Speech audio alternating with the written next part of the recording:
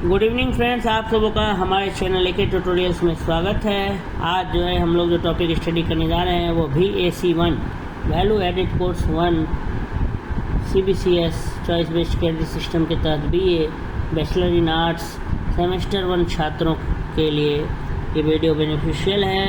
तो VAC1 के तहत जो स्वच्छ भारत जो हमारा टॉपिक है उसी के तहत हम लोग उसी की कड़ी में आज हम लोग एक क्वेश्चन को क्या करेंगे, डिस्कस करने जा रहे हैं। तो आइए डिस्कस करते हैं। क्वेश्चन है, व्हाट इज सैनिटेशन? स्वच्छता क्या है? वाई इज स्वच्छ भारत अभियान नेसेसरी?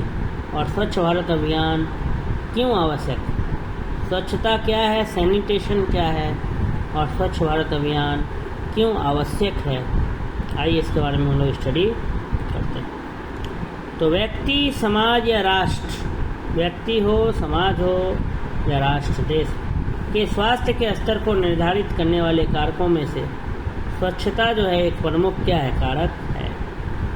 व्यक्ति, समाज या राष्ट्र के स्वास्थ्य के स्तर को अगर निर्धारित करने वाला फैक्टर है तो उसमें स्वच्छता, क्लीनलीनेस एक प्रमुख कारक। प्रकृति ने हमें जल, मिट्टी, जंगल, वायु, पहाड़, धूप, सागर, नदी, झरने, पौधे, पशु पक्षी आदि अनगिनत चीज़ें प्रदान की। ये चीज़ें हमारे जीवन के मूल तत्व हैं। इन मूल तत्वों का निर्माण पर्यावरण करता है। इन मूल तत्वों के अभाव में हमारा जीवन जीना संभव नहीं है। अतः जीवन के लिए जल, वायु, मिट्टी ये सब क्या है, अति आवश्यक है ना। विश्व स्वास्थ्य संगठन WHO ने पर्यावरण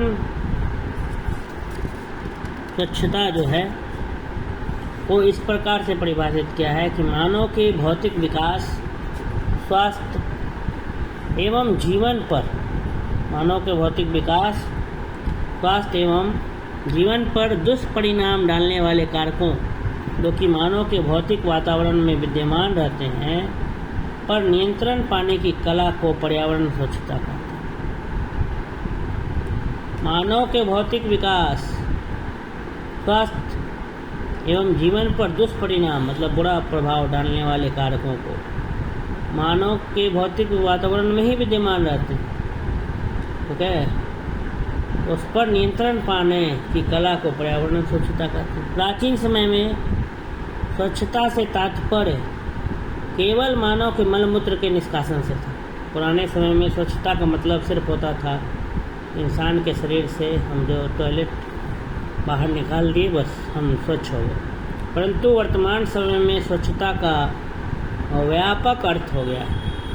सही मायने में स्वच्छता का मतलब है मनुष्य के चारों ओर विद्यमान पर्यावरण, वातावरण जो कि रोग को फैलाने का कार्य करते हैं पर नियंत्रण रखना तथा स्वास्थ्य को उन्नत बनाए रखना। Whole field of controlling the environment with a view to prevent the disease and promote health. स्वच्छता का मुख्य उद्देश्य रोगों की रोकथाम करना, रोगों को रोकना तथा जन सामान्य के स्वास्थ्य में सुधार लाना। इस उद्देश्य की पूर्ति के लिए व्यक्ति को जल, भोजन, आवास, वस्त्र तथा स्वच्छता आदि कारकों पर नियंत्रण पाने की क्या है, आवश्यकता है। परंतु यह कार्य तभी पूर्ण हो पाएगा, यह कहना मुश्किल। कब यह काम कंप्लीट होगा, नियंत्रण कब आएगा व्यक्ति जैसे ही एक आवश्यकता की पूर्ति करता है तभी दूसरी समस्याएं आ खड़ी होती हैं। इस तरह व्यक्ति के आगे समस्याओं का सिलसिला सुरसा के मुंह की भांति फैलता जाता है। अब शहरों में वायु प्रदूषण, ध्वनि प्रदूषण एवं जल प्रदूषण एक विकराल रूप लेता जा रहा है। औद्योगिक विकास के साथ साथ औद्योगिक विकास की अव्यवस्था से पर्यावरण निरंतर प्रदूषित होते जा रहा है। रेल, बसों एवं अन्य वाहनों की शोर भरी आवाज़ से ध्वनि प्रदूषण हो रहा है।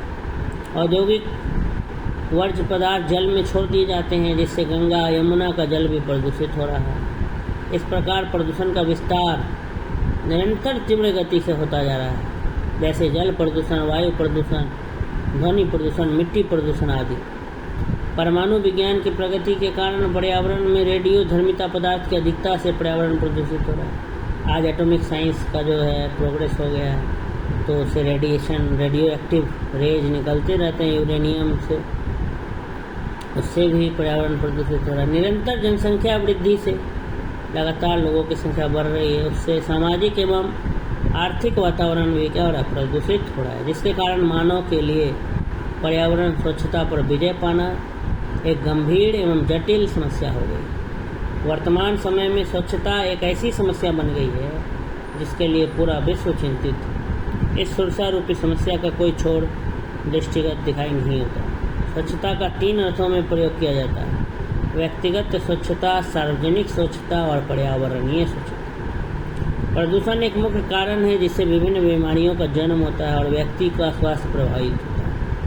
सार्वजनिक प्रदूषण मल, मूत्र, कूड़े करकट के निकास की अव्यवस्था, गंदे पानी का जमाव, कीट पतंगे, मक्खी, चूहे, मच्छर इत्यादि के कारण होता है। तंग मकान, बढ़ती जनसंख्या का भार, औद्योगिक विकास, शहरीकरण आदि के कारण पर्यावरण प्रदूषण हो रहा है। सार्वजनिक प्रदूषण के कारकों में जल, वायु और मृदा प्रदूषण भी है। पर्यावरण मुख्य रूप से प्राकृतिक तत्वों का समूह है जो जीवन के वर्तमान स्वरूप तथा भविष्य के अस्तित्व को बनाए रखने के लिए आवश्यक है। पर्यावरण के अंतर्गत भौतिक वातावरण, रासायनिक वातावरण, जैविक वातावरण, अजैविक वातावरण, आर्थिक वातावरण, सामाजिक वातावरण, सांस्कृतिक वातावरण आदि सम्मिलित हैं। पर्यावरण के अंदर बहुत सारे कारक आ जाते हैं। भौतिक पहले फिजिकल, एनवायरमेंटल, केमिकल, बायोलॉजिकल, आर्थिक वातावरण, सामाजिक वातावरण, सांस्कृतिक, कल्चरल, सारा वातावरण शामिल आ जाता है। व्यक्ति का स्वास्थ्य बाहर एक्सटर्नल एवं इंटरनल, बाह्य एवं आंतरिक वातावरण के संतुलन पर निर्भर करता है।